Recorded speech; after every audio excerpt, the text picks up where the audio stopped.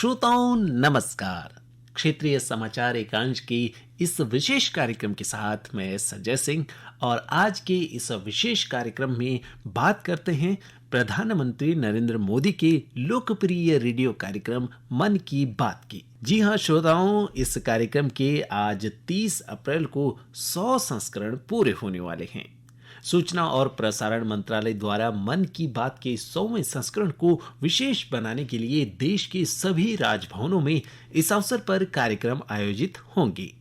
मन की बात कार्यक्रम के 100वें संस्करण की देहरादून स्थित राजभवन में विशेष स्क्रीनिंग होगी। कार्यक्रम में विभिन्न क्षेत्रों में प्रसिद्ध लोगों, जनप्रतिनिधियों सहित अन्य को आमंत्रित किया जाएगा। इसके अलावा प्रदेश से पूर्व के मन की बात कार्यक्रम में जिन लोगों के कार्यों की सराहना की गई है, उन्हें भी कार्यक्रम में आमंत्रित किया जाएगा।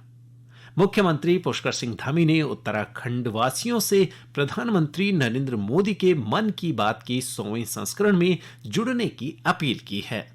मुख्यमंत्री ने कहा कि प्रधानमंत्री के अभिनव प्रयास मन की बात कार्यक्रम के माध्यम से समाज के प्रत्येक वर्ग को एक भारत श्रेष्ठ भारत की भावना से जुड़ने का कार्य किया है।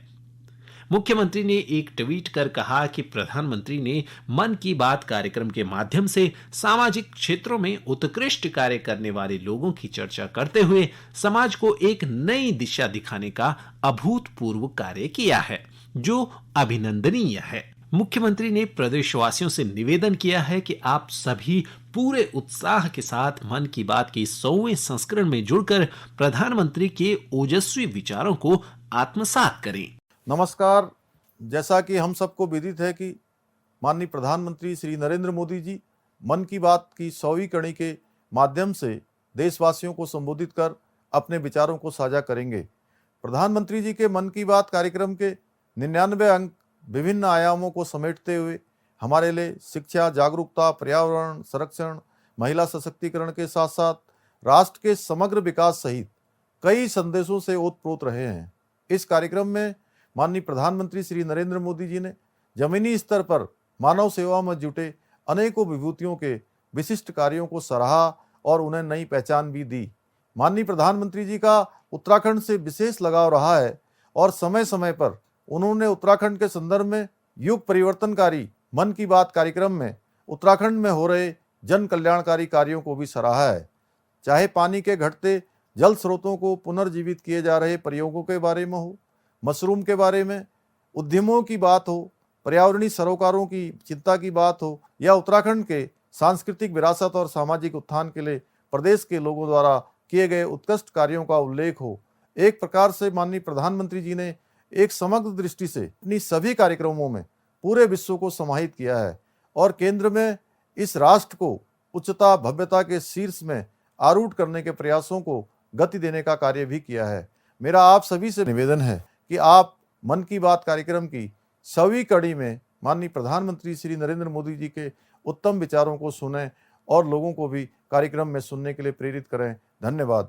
और श्रोताओं, प्रधानमंत्री नरेंद्र मोदी के मन की बात कार्यक्रम की 100वीं कड़ी में प्रदेश भर में विभिन्न जगहों पर आयोजन किए जाएंगे, जहां लोग भारतीय जनता पार्टी कार्यकर्ताओं के साथ ही आम लोग प्रधानमंत्री की मन की बात सुनेंगे।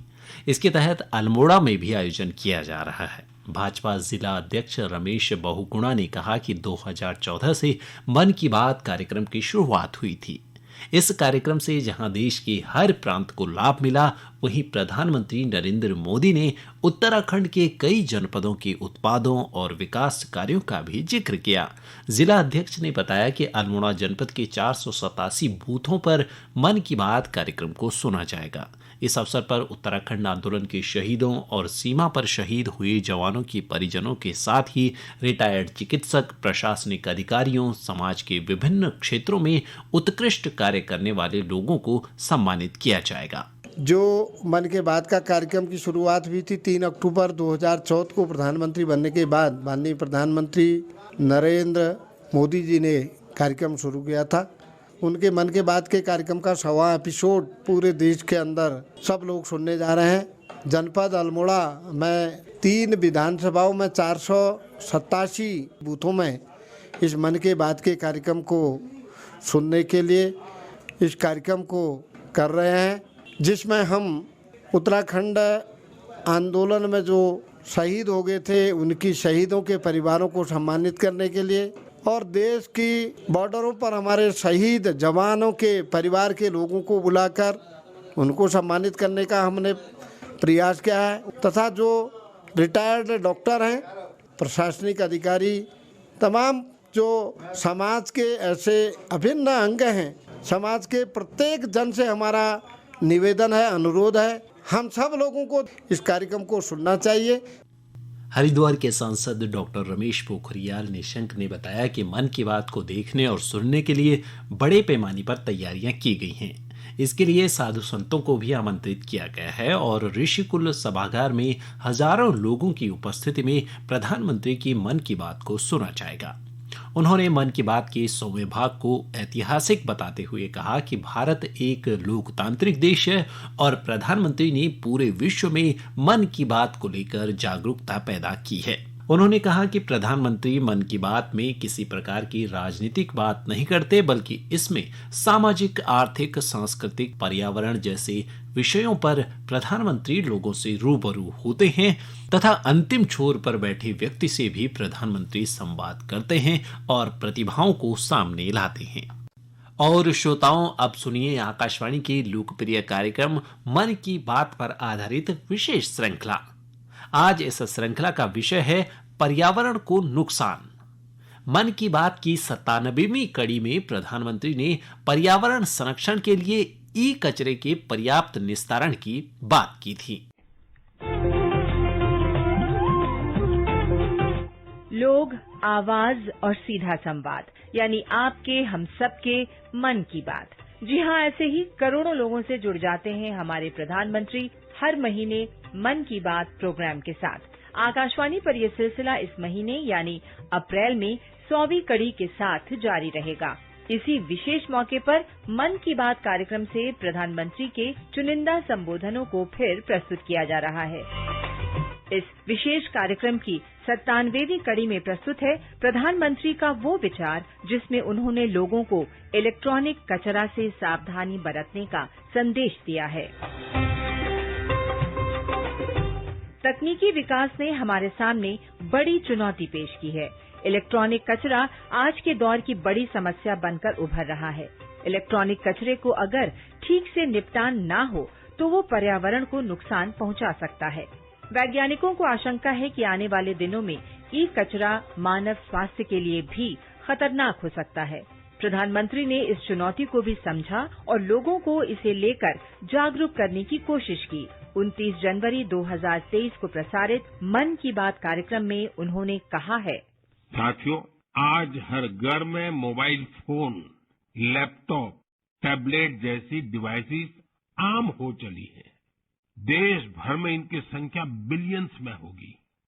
आज के लेटेस्ट डिवाइस भविष्य के ई वेस्ट भी होते हैं।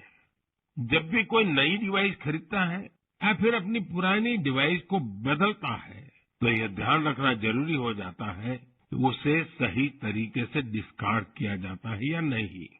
अगर ई वेस्ट को ठीक से डिस्पोज नहीं किया गया तो यह हमारे पर्यावरण को भी नुकसान पहुंचा सकता है।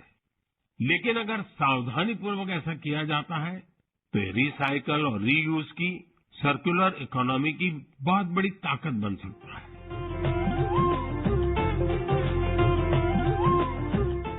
तो श्रोताओं, आज के इस विशेष कार्यक्रम में बात हुई प्रधानमंत्री नरेंद्र मोदी के आज सुबह 11 बजे से आकाशवाणी से प्रसारित होने वाले मन की बात कार्यक्रम की। आज के इस कार्यक्रम में फिलहाल इतना ही। आप अपना ख्याल रखें और मुझे दीजिए इजाजत। नमस्कार।